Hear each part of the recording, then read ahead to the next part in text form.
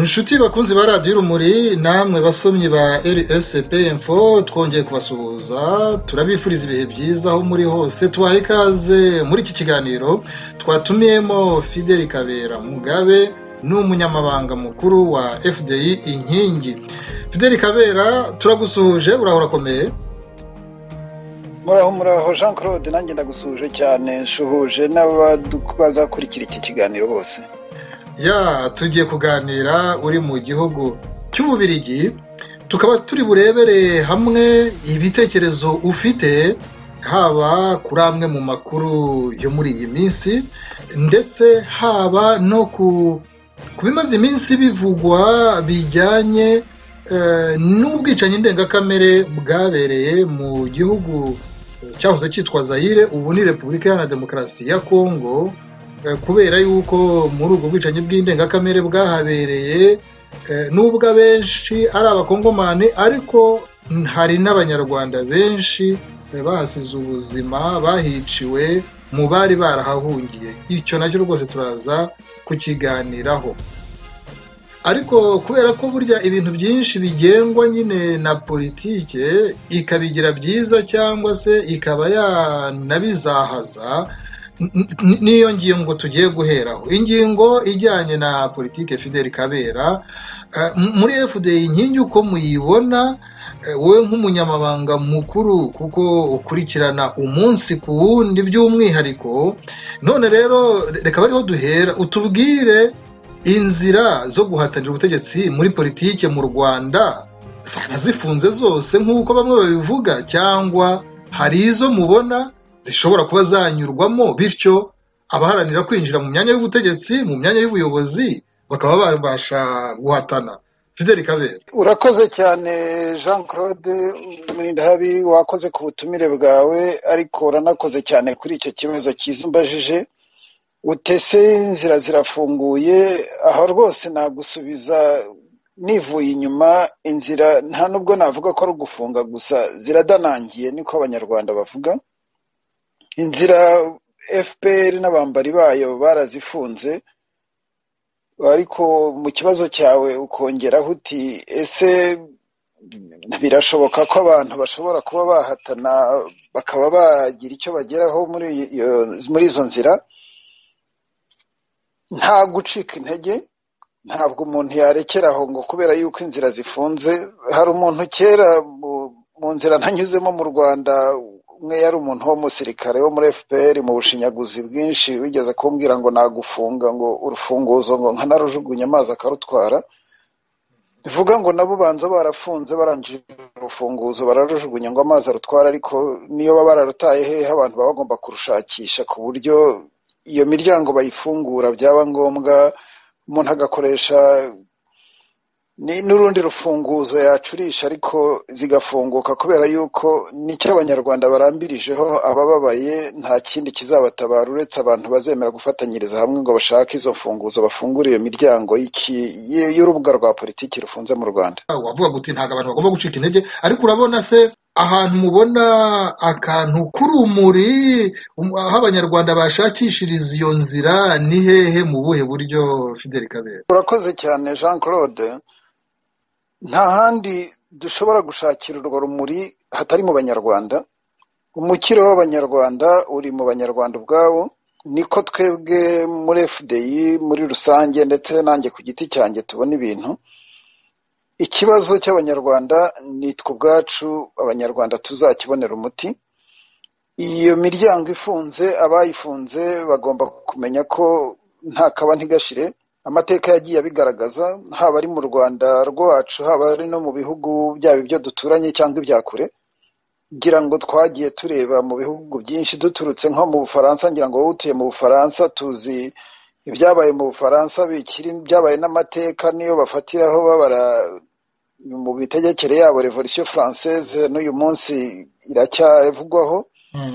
tutagiye kure dushobora kuvuga n'ibyabaye muri Afurika mu bihugu nka za Sudani, naho n'ahantu bari barafunze imiryango. ubwo mvuza havuba, ariko tuvuze na bya bindi bise Printemps Arabe, ngira ngo mu bihugu za Tunisia, za kwa ba Gaddafi, ntabwo rwose tugomba gucika intege, ahubwo tugomba kwereka abanyarwanda umunsi ku wundi ko bifitemo ubushobozi kandi ko ari bo gisubizo cy'ibibazo u Rwanda rufite.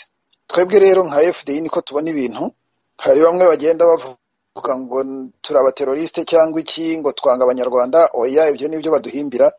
Twebwe icyo dushyize imbere ni ukwereka abanyarwanda, tukabafatira urwo rumuri kandi tugafatanya nabo kugira ngo tubwire ko abayoboye kiriya gihugu bagiyoboje inkoni y'icyuma ko igihe kigeze kugira ngo bunamura icumu kandi bafungura imiryango abantu bahatane. Twese twifuriza icyiza u Rwanda, ni ibitekerezo byiza dushaka kuzanira abanyarwanda mu ngeri zose z'ubuzima. Nibareke urubuga rwa politiki dufunguke, dutanga ibitekerezo byacu. Nta muntu ukwiye kwizirika ku butegetsi. Abategetsi bagomba kumva ko bakorera abaturage, bagashyirwaho n'abaturage, kandi igihe abaturage bageze bakavuga bati turabona icyo twabashyiriyeho mutari kukigeraho, nimuve mu nzira, duhe abandi babishoboye ubutegetsi bategeke. Twebwe rero nka FDI ni nacyo dushyize imbere cya mbere, ni ukuvuga tuti dushyireho ubutegetsi buhumuriza abanyarwanda, tuzane ihumure mu gihugu, kubera yuko abanyarwanda abenshi babaye nk'ibikange.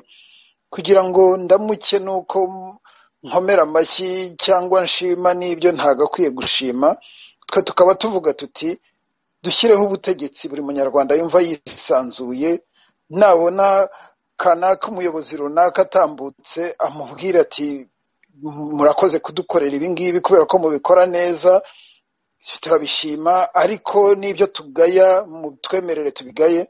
Mu Rwanda baba bashaka ko ngo bashime ibishimwa gusa, ariko nta na rimwe bajya bumva ko hari ikintu ushobora kugaya. Twebwe nka FDI icyo twifuza ni ubutegetsi buhumuriza abanyarwanda bose, abanyarwanda bo mu ngeri zose, bo mu bwoko bwose, baba batuye amajyaruguru, amajyepfo, baba abategarugori, baba bari, baba abagabo, baba abasaza, baba abana. Umuntu akumva yisanzuye mu gihugu kandi akumva agomba gutanga igitekerezo cy'uko abyumva, ntawe uri bujye kucyuririraho ngo ajye kumushinja n'ibyo atagakwiye kumushinja.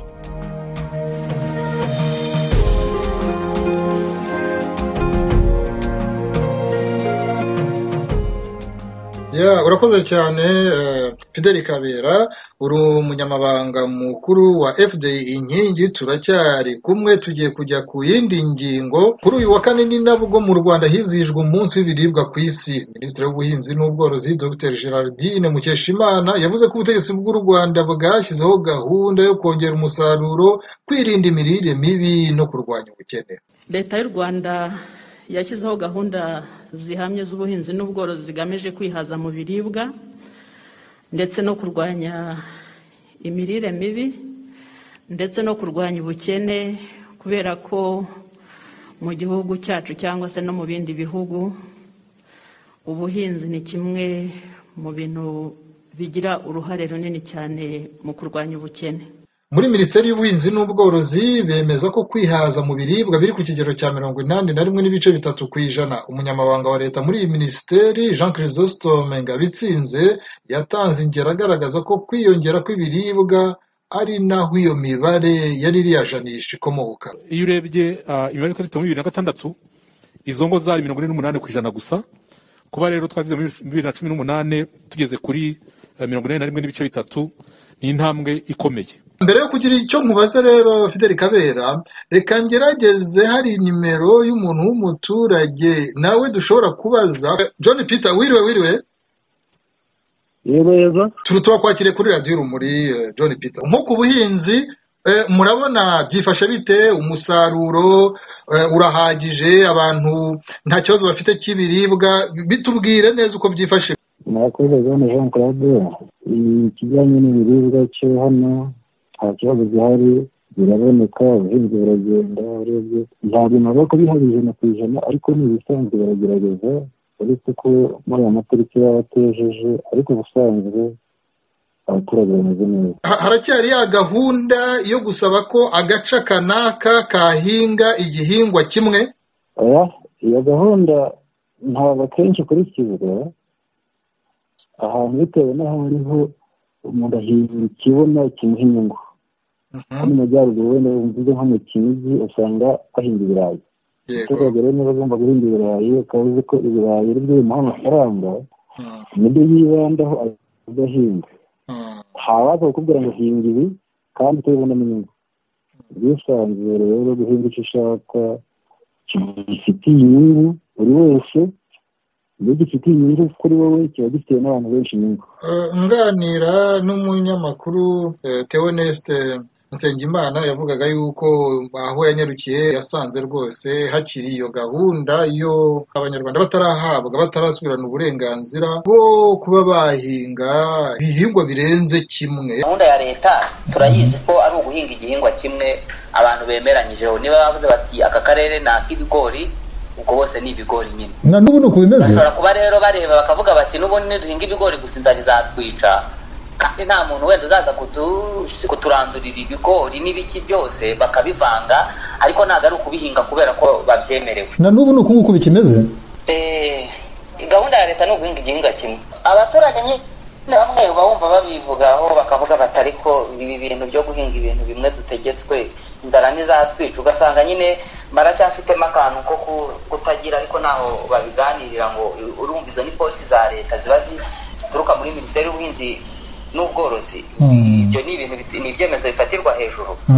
Abaturage kubifataho ibi byemezo ntabwo ari ibintu bya buri muntu wese bavuga ngo arabivugaho ngo abifateho icyemezo, ahubwo ubona nyine bajujura bati ntabwo tubyimiye ibi bintu byo guhinga igihingwa kimwe biragize, ugasanga nyine turimo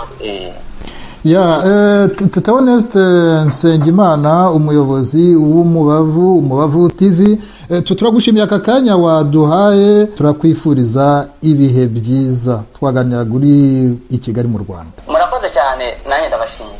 Fidel Kabera, wowe wabwira abantu ko ubijyanye na politike y'ubuhinzi mu Rwanda, kuko benshi mu banyarwanda babeshejweho n'ubuhinzi n'ubworozi, dufite amahirwe yo kukugira rero kuko wowe wize ibintu byinshi, harimo n'ibijyanye n'ubuhinzi, uri agronome wabyigiye w'impuguke, nubwo wakomeje ukiga n'ibindi bindi nabyo dushobora kuza gukomozaho, ariko kubera ko tugeze kuri iyi ngingo, tubwire mwebwe iyo mureba iyi politike y'ubuhinzi mu Rwanda mwayivugaho iki, yo kuba imaze igihe basaba abaturage agace kanaka ngo muzahinge iki gihingwa nicyo nta kindi, bakajya mu kandi bati zahinga iki nta kindi. Mwebwe mubivugaho iki? Mubona ari ibintu bishobora kuba byafasha abanyarwanda kwiteza imbere? Urakoze cyane Jean Claude ku icyo kibazo cyiza, urakoze kungarurira muri domaine y'ubuhinzi. Nibyo koko nize ubuhinzi, mbwiga mukunze cyane, nubwo wenda ntabwo ubu ngubu ari bwo ngikoramo, ariko nabyize mbikunze, kandi ubuhinzi bwo mu Rwanda nagize igihe cyo kubukurikira, n'ubu ngubu njya ngerageza gukurikira amakuru yabwo. Wenda mu gusubiza ikibazo cyawe, reka mvuge gatoya kuri iriya politiki abanyarwanda bazanye mu myaka ya ndumva ari nko muri za 2006 2007, ndumva aribwo bishobora kuba byaratangiye mu Rwanda. Iriya politiki n'ibyo mu Gifaransa bita Revolution Verte, ntabwo nabona neza uko nyita mu Kinyarwanda, ariko ni imwe muri politiki z'ubuhinzi, ni ivugurura ry'ubuhinzi. Abanyarwanda navuga ko bateruye bakopeye mu bindi bihugu. Ubundi ni politiki yatangiye mu myaka ya za gihe cya 40 kangahe, nka muri 44 na 5, itangirira muri Amerika y'Epfo, ndumva cyane cyane igihugu cya Mexique aricyo cyajyaga gikunda gufatwaho urugero. Itangira ubwo ngubwo nimvuga batangiye bayitera inkunga, wenda niho nshatse guhera kugira ngo tuze kubihuza na politiki yo mu Rwanda, urahita wumva icyo nshaka kugeraho. Yatangiye muri Mexique iterwa inkunga n'amafondasiyo y'Abanyamerika, izo bita za Rockefeller Foundation, sinzi niba ugiye yumva.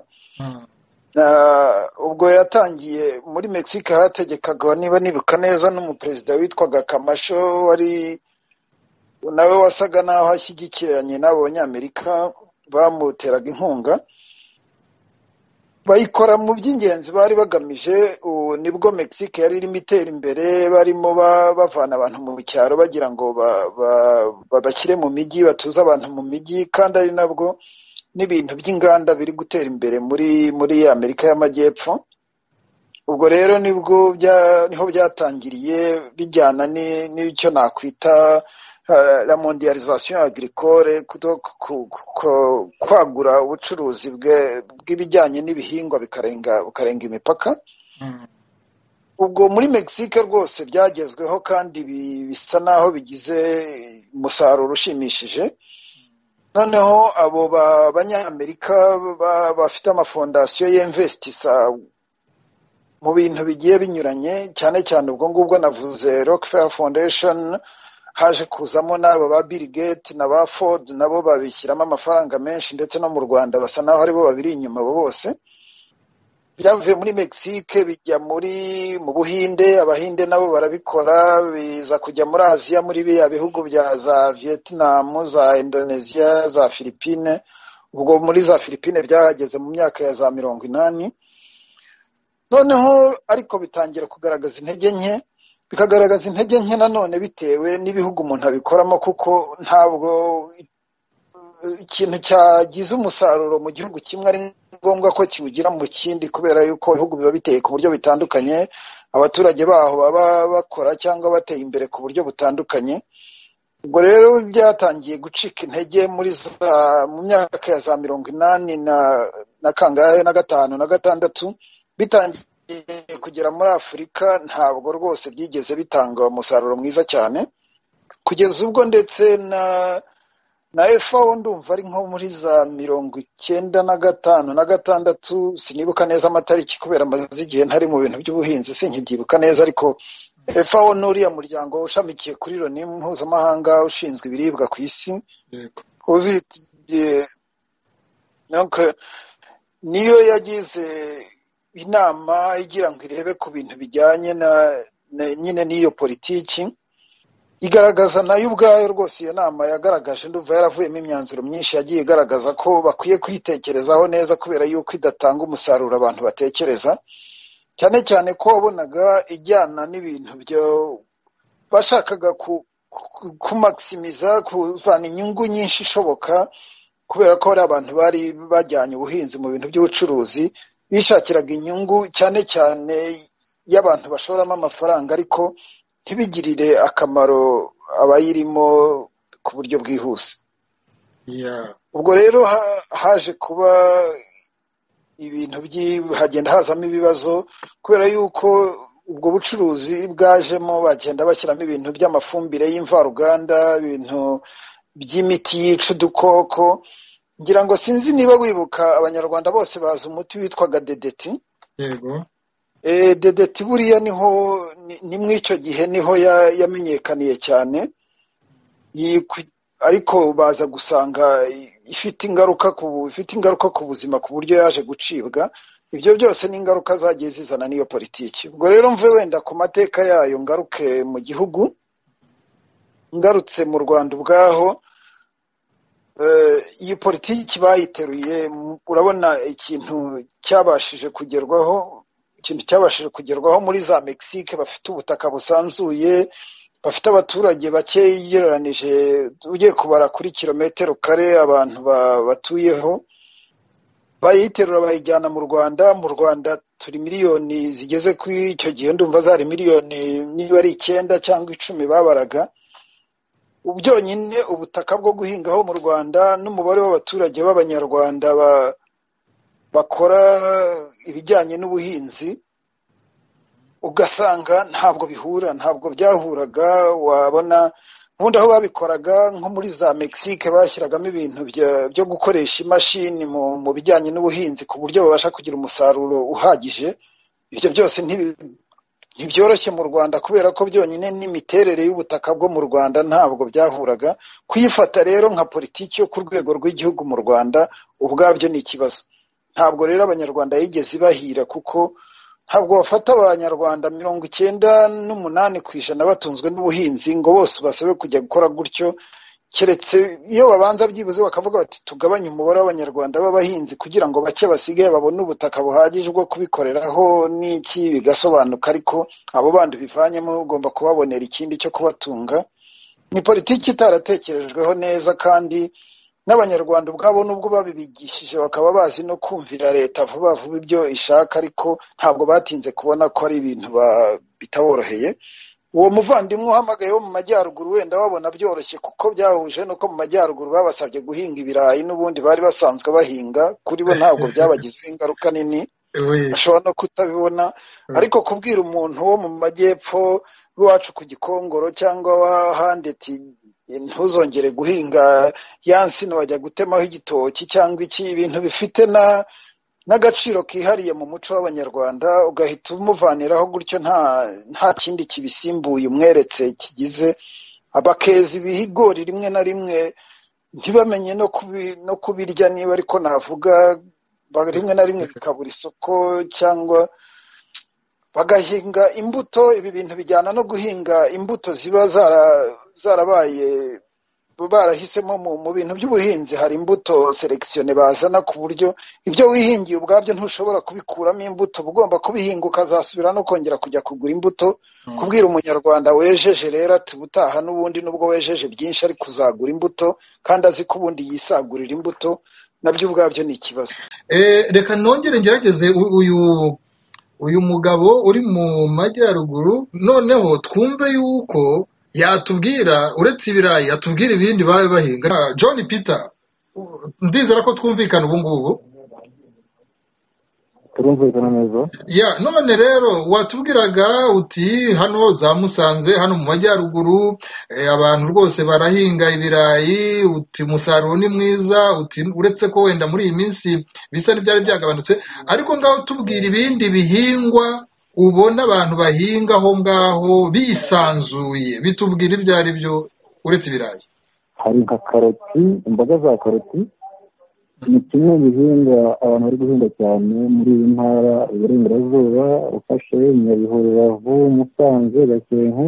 Ikindi kintu bahinga kibaha amafaranga ni ibitunguru. Ibitunguru nubwo byabuze isoko, byagoye cyane, nta mafaranga bifite. Abantu bakeka ko ari kubera ifunga ry'imipaka atuma bitagurika. Mbere ya kovide ikiro cyari 800, 900, igihumbi, ubu kiragura amafaranga 200. Hanyuma tufashe nk'urugero rw'ibishyimbo, amashaza, ibyo ngibyo byose byaba nabyo biri mu byo ubona abantu bahinga, cyangwa byo biri mu ntabwo bigihingwa aho ngaho? Icyo gicerega cyahoze kineramo n'urutoki, urutoki rurahari? Bitubwira ibyo bintu bitatu mvuze, niba hari ibyo ubona byaba biri mu bihingwa. Wenda ku cyambere amashaza ntabwo bakiyahinga. Amashaza ntabwo ari cyane, mbese amashaza ushobora gusanga nko mu murenge harimo nka hegitari imwe y'amashaza, cyangwa se nayo ugasanga ntabwo bakunda kuyahinga. Ibishyimbo byo ibisanzwe birahingwa ariko mu duce tumwe na tumwe, cyane cyane nk'uduce twera ibirayi ntabwo bahinga ibishyimbo cyane. Urutoki rero, urutoki narwo rwajemo kirabiranya, rusa n'urucitse. Ntabwo urutoki rero rukihaba cyane ku buryo bavuga ko ari igihingwa abaturage bitayeho. Rwajemo indwara, ruratemwa, ariko mu buryo bw'indwara yaje mu rutoki, ntabwo ari uburyo bwo kuruca. Naho ibishyimbo byo rwose birahingwa ariko buhoro, ku buryo haboneka bikeya byo kurya, rimwe bagasagurira n'amasoko, cyane cyane nko mu duce two kera bitaga ubugoyi, baracyabihinga cyane. Naho rero muri za Musanze usanga ntabwo bihiganze cyane nk'aho ngaho nari nkuzuye. Fidel Kabera, wowe wabwira abantu ko iyi politike yo kubwira abantu ngo mwebwe muri aka gace murahinga iki, mwebwe muri aka gace murahinga iki, ubundi mu ikubitiro n'impuguke zimwe zivuga ko ibyo ngibyo hari aho bishobora gukorwa rwose bikaba byanagira umusaruro mwinshi. Naho i Burayi hari abavuga bati aka karere bahinga gusa umuvinyo, birya biti nyine by'imizabibu bibyara za divayi, hariya bahinga umuceri, hariya bahinga ibirayi. Ibyo ni ibintu bishobora kubaho, ariko ku bijyanye n'u Rwanda noneho dusoza iyi ngingo, kuki bibaye bitaberanye n'u Rwanda, ni kuki? Ese kuki noneho byaba byarakozwe kandi bigakorwa n'abantu bashobora kuba bafite n'impuguke zizi iby'ubuhinzi ku buryo zaminuje z'abagoronome nk'abo? Urakoze Jean Claude, nabanza nkagaruka gato cyane kuri uriya muvandimwe ibyo atubwiye. Hari n'agaparu gato nyihanganire, hari nanga niba ari Rwanyonga na Rwabugiri, sinzi niba iyo nanga uyizi, bahiga. Hari ahantu bavuze bageramo bakavuga ngo mbe wumvise, none ubwo wumvise mvuze ngo iki? nawe rero hariya niba wumvise neza yavuze ngo iki? Kuko ubwo nge natoyemo ibintu bikeya mu kiganiro cye. Hari aho yagiye yivugira ati urutoki rwo bararuciye, akakomojeho. Iyo wumvise ibintu nk'ibyo uhita wumva ko umuhinzi wo mu Rwanda afite ikibazo. Bwakomoje ku bintu bimwe, yakomoje akavuga nyine ubwo ati bibarabiciye, yarangiza akavuga ati kubera ifungwa ry'imipaka ibiciro byaraguye. Avuga no ku kindi nigeze gukomozaho ikibazo cy'imbuto, kubera yuko nta muturage ukibikira imbuto, ati ibi n'ibi ntibakibihinga kubera ko nta mbuto bakibona. Aho rero ibyo ngibyo ni bimwe mu byo ngewe nkuyemo, kandi byumvikanisha ko iriya politiki rwose ntabwo yahiriye Abanyarwanda. Nawe uravuze uti hari ibihugu bimwe bihura bikagenda bikaba byo. No mu Rwanda ubwaho nk'uko twabivugaga n'ubusanzwe, ngewe nakuriye, nubwo mvuka Igikongoro ariko nakuriye mu majyaruguru aho ngaho za Karago. Ikiro cy'ibirayi icyo gihe hari kera, ikiro cy'ibirayi ndumva cyaraguraga nk'amafaranga 3 cyangwa 4 y'u Rwanda, kugeza ubwo ahubwo basa naho baforusa abaturage bababwira bati uwo tuzamenye ko yagurishije munsi y'amafaranga 10 tuzajya tumuhana, kugira ngo bahe agaciro ibyo bacuruza bo ubwabo. Bivuga ngo ubundi akarere nibyo koko ubwako n'abaturage mu muco yabo baba bazi kwishakira, baba bazi kera ahantu, noneho impuguke mu buhinzi zikabibafashamo.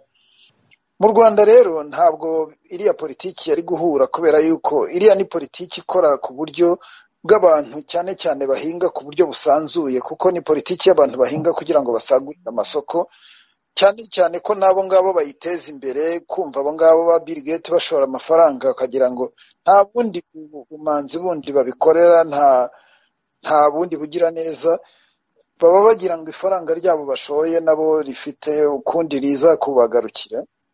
Niba bashora gutyo bazi ko umuntu uzahinga azaba akeneye ibyo bita inyongeramusaruro muri rusange, byaba ari amafumbire y'imvaruganda cyangwa se ibindi bigundura ubutaka, yaba ari iyo miti iza kwica utwo dukoko, ibyo byose baba bazi ko umuhinzi azadepanda kuri abo bantu.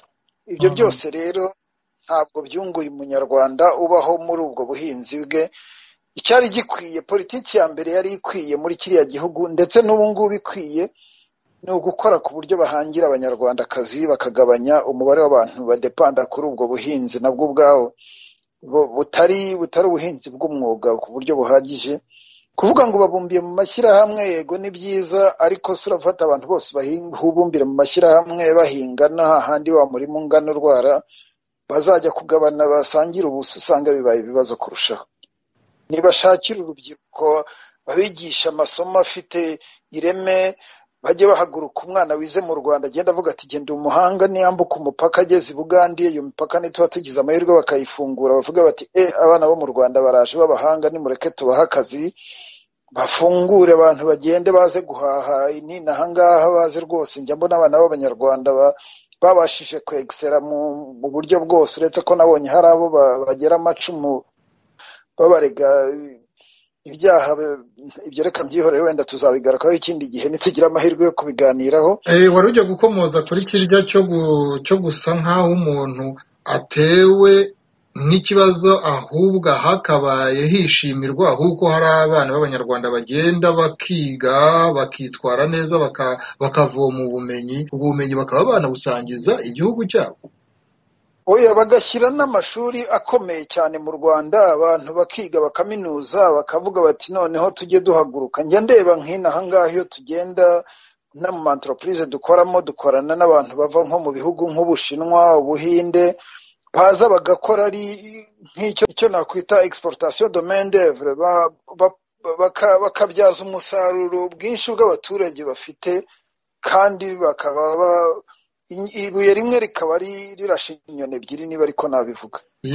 Noneho rero kugira ngo dupfundikire iyi ngingo, wowe nk'umuntu wagize amahirwe yo kwiga no gusobanukirwa no gukora muri ibi bintu bijyanye n'iby'ubuhinzi nka agronome, inama wagira abari ku butegetsi kugira ngo ubuhinzi nabwo bugire ireme? Hari benshi bifuza kuba bagira ikirere nk'icy'u Rwanda, ikirere gituma umuntu yahinga keza hafi umwaka wose.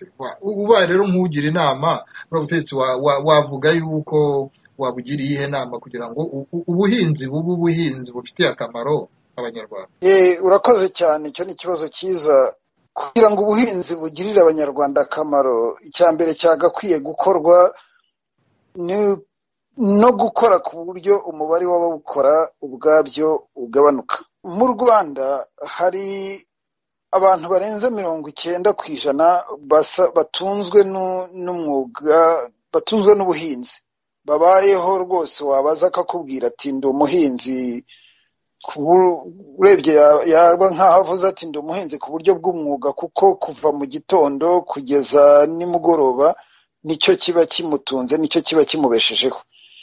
Aho rero ufasha abo bantu 80 ukabagabanya ubuso bw'u Rwanda buhingwa, ntabwo byoroshye, ntabwo bishobora kubahaza. Aho rero nkaba ariho mvugira nti hakwiye mu Rwanda muri politiki y'ubuhinzi ntihagije, hakwiye politiki zunganira ubuhinzi, politiki zunganira ubuhinzi zikwiye mu Rwanda, no guhanga indi mirimo inyuranye ituma urubyiruko rukura rwumva ko rugomba kubona indi mirimo inyuranye. Baragenda bagakora amashuri, nabonye bagenda bakora amashuri y'ubumenyingiro, ni byiza, ariko ikibazo kiba gisigaye ni ukujya kureba ese ayo mashuri bavuga y'ubumenyingiro, ireme ry'uburezi buhatangirwa ni irihe rizafasha uwo muntu uzaba ageze muri ayo mashuri kugira ngo abashe kujya ku isoko ry'umurimo ahatane, cyangwa se abone ubushobozi buhagije bwo kwihangira umurimo nawe ubwe, waba mu gihugu cyangwa se bwambukiranya umurimo wambukiranya umupaka, kugira ngo agire ikintu yigezaho akigeze no ku banyarwanda bose muri rusange.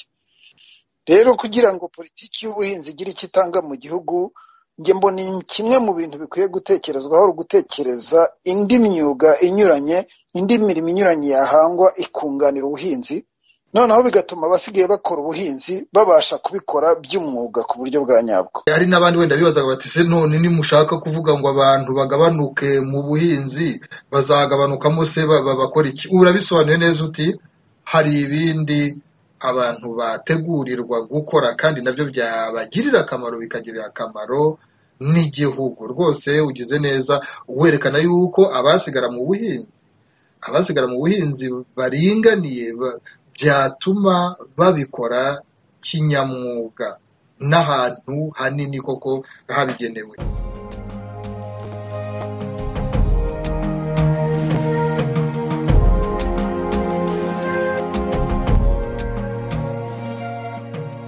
Urakoze cyane Fideli kuri iki kiganiro tugiranye. Turakomezanya rero. Fideli Kabera Mugabe, umunyamabanga mukuru wa FDI Inkingi, noneho tuganira ku bijyanye na bwa bwicanyi ndengakamere bwabereye mu gihugu cyitwaga Zaire, ubu ni Repubulika Iharanira Demokarasi ya Kongo. Ni mu masegonda 20.